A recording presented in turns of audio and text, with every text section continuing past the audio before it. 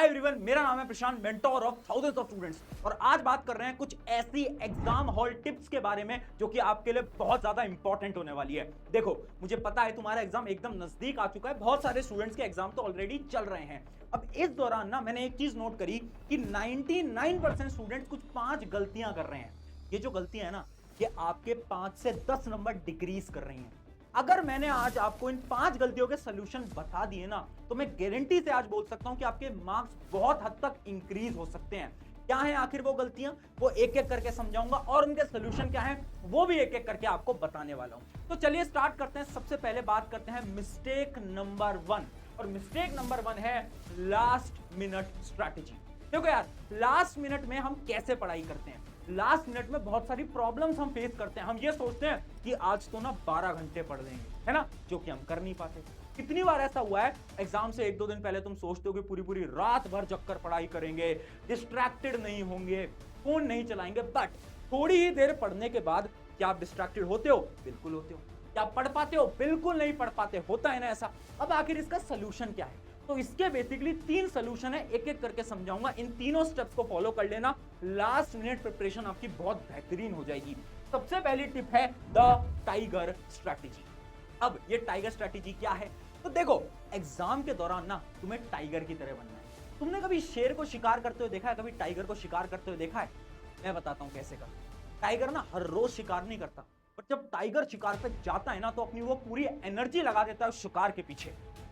तुम्हें भी पढ़ाई अब ऐसे ही करनी, यानी तुम्हें क्या करना है ना, तुम्हें अब ज्यादा घंटे नहीं पढ़ना है। तुम्हें 12 घंटे, 10 घंटे, 15 घंटे ये मत करो। तुम सिर्फ 2 घंटे का स्लॉट बनाओ। उस 2 घंटे में ऐसे पढ़ाई कर जाओ कि सारी इंफॉर्मेशन तुम्हारे दिमाग के अंदर जा रही है। देखो, हर एक स्टूडेंट गलती क्या करता है ना, वो ये सोचता है कि मैं ना 12 घंटे का टाइम टेबल बनाऊं, मैं सुबह उठूंगा 9 बजे, मैं ये करूंगा, वो करूंगा, ये करूंगा, वो करूंगा। बट ये जो दिमाग है ना, ये पता है कैसे काम करता है? आपका दिमाग 2 से 3 घंटे बाद थक जाता है।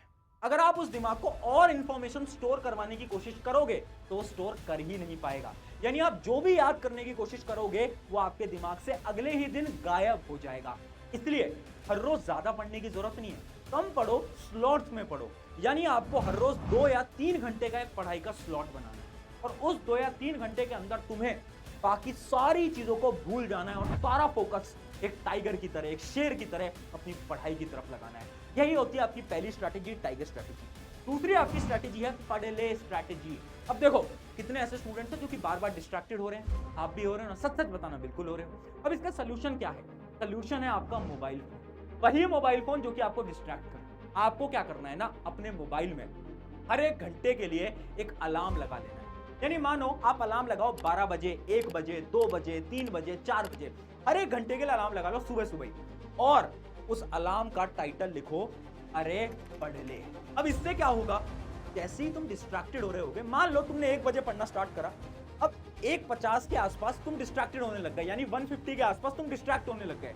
अब जब हम डिस्ट्रैक्टेड होते हैं ना, तो हमें पता ही नहीं चलता कि हम डिस्ट्रैक्टेड हो चुके हैं। इस समय पर तुम्हें क्या करना है, अलार्म लगा रखा है, 2 बजे आपका अलार्म बजेगा। 2 बजे जैसे ही आपका अलार्म बजेगा तो आपका फोकस जाएगा, अरे यार मुझे तो पढ़ना था, ये मैं इंस्टाग्राम, यूट्यूब यहां पर कैसे पहुंच गया, कैसे पहुंच गई। और उस समय पर आपके अंदर मोटिवेशन आएगी और आप वापस से पढ़ने लगोगे। अब आप वापस से डिस्ट्रैक्टेड हो गए थोड़ी देर बाद, तो 1 घंटे बाद फिर अलार्म होगा, वो आपको फिर से पाथ पे ले आएगा, फिर से आपको ट्रैक पे ले आएगा। तो ये जो स्ट्रैटेजी है, पढ़ ले स्ट्रैटेजी, बहुत इंपॉर्टेंट है हर एक स्टूडेंट के लिए। अगली चीज, make time for other things. देखो, तीसरा इसका स्टेप क्या होता है ना, हम एग्जाम के दौरान गलती क्या करते हैं, हम ये सोचते हैं कि हम 12 घंटे पढ़ लेंगे और हम टाइम टेबल बनाते हैं। कितने ऐसे स्टूडेंट्स हैं जो कि उस टाइम टेबल को फॉलो कर पाए हैं? मैं गारंटी से बोल सकता हूं बहुत कम स्टूडेंट्स हैं जो कि उस टाइम टेबल को फॉलो कर पाए। आखिर ऐसा क्यों? इसलिए कि टाइम टेबल फॉलो करना मुश्किल होता है। अब इसका सोल्यूशन क्या है? टाइम टेबल मत बनाओ। यानी तुम्हें टाइम टेबल किसका बनाना है? तुम्हें टाइम टेबल उन चीजों का बनाना है जो कि तुम्हें दिन में करना है, पढ़ाई को हटा। इमेजिन करो, तुम दिन में क्या करना है, खाना खाना है, ब्रेकफास्ट करना है, डिनर करना है, दोस्तों के साथ शायद खेलने जाना है, जो भी आपको काम करने हैं, उन सारी चीजों का टाइम बनाओ कि मैं 9 से 10 तक अपना डिनर कर लूंगा। पढ़ाई का टाइम मत बनाओ, पूरे समय तुम्हें पढ़ाई करनी है बस। तो बाकी का टाइम है ना, वो आपको बाकी चीजों में लगाना है। पढ़ाई तो पूरे दिन भर करनी है। ये होती है रिवर्स साइकोलॉजी। अगर आपने अपने दिमाग के साथ ये तय करा ना, मैं गारंटी से बोलता हूं टाइम टेबल वाली प्रॉब्लम खत्म हो जाएगी, पढ़ाई में डिस्ट्रैक्शन भी खत्म हो जाएगी और टाइगर स्ट्रैटेजी की मदद से तुम फोकस से पढ़ भी पाओगे। तो ये थी आपकी पहली प्रॉब्लम। अब बात करते हैं हमारी दूसरी प्रॉब्लम के बारे में। दूसरी प्रॉब्लम समझाने के लिए ना मैं आपको एक एग्जांपल देता हूं, एक स्टडी बताता हूं। एक बार एक स्टडी करी गई थी दो स्टूडेंट्स के ऊपर, जिसमें पहले स्टूडेंट के साथ पता है क्या करा? पहले स्टूडेंट को क्लास के अंदर एक टफ क्वेश्चन कराया, एक मुश्किल सवाल कराया, क्योंकि उससे नहीं हो पाया। अब उसका कॉन्फिडेंस एकदम डाउन हो गया था। अब उसी स्टूडेंट को उसके बाद एक आसान क्वेश्चन, अब शॉकिंगली उस स्टूडेंट से वो आसान क्वेश्चन भी सॉल्व नहीं हो पाया।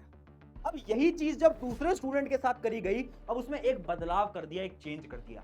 दूसरे स्टूडेंट्स को पहले आसान क्वेश्चन दिया जो कि सबसे सॉल्व हो गया, और जो दूसरा क्वेश्चन था वो हार्ड दिया। अब शॉकिंगली इन स्टूडेंट से दूसरा क्वेश्चन भी सॉल्व हो गया। बताइए मैंने आपको क्यों बताया? क्या आपका दिमाग पता है कैसे काम करता है? जब हम कोई आसान चीज करते हैं ना तो हमारा दिमाग मोटिवेट होता है और वो करने के बाद मुश्किल चीज भी कर सकता है। बट अगर आपने दिमाग से आप सबसे पहले ही मुश्किल चीज कराओगे तो होगा क्या? आपका दिमाग डीमोटिवेट हो जाएगा और आप अगली चीज अच्छे से नहीं कर पाओगे। और यही ये स्टडी प्रूव करती है। अब ये मैं आपको इसलिए बता रहा हूं क्योंकि एग्जाम के दौरान हर एक स्टूडेंट एक गलती करेगा। जैसे ही आपके हाथ में एग्जाम पेपर आएगा, अगर तुमने एग्जाम पेपर में वो क्वेश्चन अटेम्प्ट करा जो कि बहुत मुश्किल है, तो तुम्हारा पूरा एग्जाम खराब हो जाएगा। ऐसा बहुत बार स्टूडेंट के साथ हुआ भी होगा, शायद तुम्हारे साथ भी हो।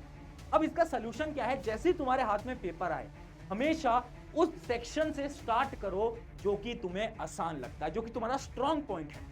इमेजिन करो तुम जेई का एग्जाम दे रहे हो, नीट का एग्जाम दे रहे हो, बोर्ड एग्जाम दे रहे हो, तो तुम्हारा जो स्ट्रॉन्ग सेक्शन है ना, उस सेक्शन से आप स्टार्ट करो हमेशा। उससे आपका कॉन्फिडेंस बूस्ट होगा और उसके बाद आपका दिमाग मुश्किल चीजों को भी बड़ी आसानी से कर लेगा। ये टिप बहुत इंपॉर्टेंट है, इससे आपके 5 से 10 नंबर आराम से इंक्रीज हो सकते हैं। ट्राई जरूर करें। तो ये थी आपकी दूसरी गलती और उसका सोल्यूशन। अब बढ़ते हैं आपकी तीसरी गलती की तरफ। बट उस तीसरी गलती को बताने से पहले मेरा आपसे एक सवाल है। सवाल यह है, एग्जाम पास आ गए, बहुत बार ऐसा लगता है ना कि पढ़ने का मन नहीं हो रहा, बड़ा अजीब सा लग रहा होता है। मैं आज बस तुमसे यह पूछना चाहता हूं, तुम्हारा रीजन क्या है पढ़ने का? तुम्हारा रीजन क्या है पढ़ने का?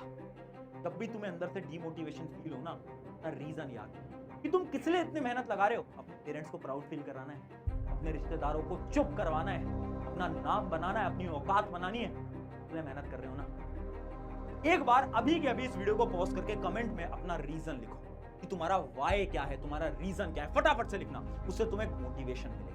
अब बढ़ते हैं आपकी तीसरी गलती की तरफ, जो कि था पेपर प्रेशर। अब देखो, एग्जाम जैसे हाथ में आता है ना, तो बहुत सारी दिमाग के अंदर चीजें चल रही होती हैं कि पेपर टफ आएगा, इजी आएगा, मेरे दोस्त ने बोला था कि ये चीज कर लेना, मैं तो बहुत सारे चैप्टर्स को छोड़ के आया हूं, छोड़ के आई हूं। अब ये सारी चीजों में तुम दो गलतियां। पहली गलती क्या है? Reading questions. बहुत सारे ऐसे स्टूडेंट्स हैं जो कि क्वेश्चन को ढंग से नहीं पढ़ते। याद रखना, जब भी एक पेपर आएगा तो दिमाग को शांत करना है, प्रेशर को दूर रखना है और हर एक क्वेश्चन को ढंग से पढ़ना है। क्वेश्चन के अंदर कहीं कुछ गलत तो नहीं लिखा हुआ, कुछ उल्टा तो नहीं लिखा हुआ। जैसे बहुत सारे क्वेश्चन के अंदर एक वर्ड लिखा होता है नॉट, और उस नॉट की वजह से आंसर पूरा का पूरा बदल जाता है। और यही चीज होती है जिसमें बहुत सारे बच्चे अपने मार्क्स कटवा लेते हैं। तो पहली गलती, पेपर प्रेशर की वजह से क्वेश्चन से पढ़ना है, ये गलती मत करना कि क्वेश्चन ऊपर ऊपर से पढ़ लो, बहुत बड़ा ब्लंडर होता है ये। अगली चीज, life is greater than exam. देखो, ये एक एग्जाम है। अगर पेपर के दौरान तुमने ये सोचा ना कि जो एग्जाम है ना, ये मेरे लिए बहुत इंपॉर्टेंट है, ये मेरी लाइफ से ज्यादा इंपॉर्टेंट है, तुम्हारा पेपर खराब जाएगा। इसके ऊपर ना एक बहुत बड़ी रिसर्च करी गई थी। वो स्टूडेंट जिनके लिए पेपर बहुत ज्यादा इंपॉर्टेंट होता है ना, तो वो पेपर के दौरान पैनिक में आ जाते हैं, यानी टेंशन में आ जाते हैं, स्ट्रेस में आ जाते हैं। और स्ट्रेस के दौरान आपका दिमाग कुछ हार्मोन्स को रिलीज करता है, जिसकी वजह से आपकी कंसंट्रेशन पावर भी खराब होती है और आपकी मेमोरी पावर भी खराब होती है। यानी अगर एग्जाम के दौरान आप स्ट्रेस में होगे, गारंटीड एक दो क्वेश्चन गलत करके आने वाले हो। तो इसका सोल्यूशन क्या है? जब भी अंदर स्ट्रेस होना दिमाग के अंदर, तो बस आंख बंद करना और ये याद रखना कि मेरी जिंदगी, मेरा जीवन इस एग्जाम से बहुत बड़ा है। और अगर पेपर टफ दिख जाए ना, तो खुद से लाइन बोलनी है, एग्जाम मेरे अकेले के लिए टफ नहीं है, सबके लिए टफ है। और जब पेपर सबके लिए टफ होता है ना, तो कोई दिक्कत नहीं। ठीक है, अगर 4 सवाल नहीं आते तो बाकी बचे हुए सवाल तो आते हैं ना। पॉजिटिव साइड को ढूंढना एग्जाम के दौरान, ये बहुत इंपॉर्टेंट है, ये गलती मत करना। याद रखना, life is greater than exam.